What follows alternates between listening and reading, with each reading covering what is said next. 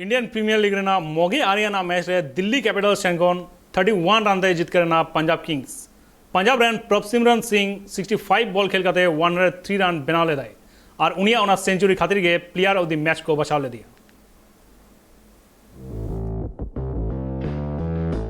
दिल्ली रेना अरुण जेटली स्टेडियम रे खिलोड़ तुपुर लेकिन अड़गुलना दिल्ली कैपिटल्स और पंजाब किंग्स।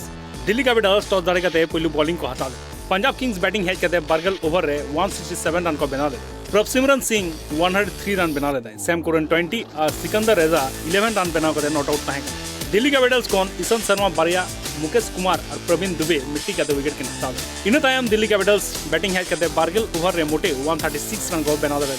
मेंदो 31 रन को हरा होचे। डेविड वार्नर जतोन जस्ती 54 रन बना दे। फिल सॉल्ट 21 और अमन हकीम खान 16 रन बना दे।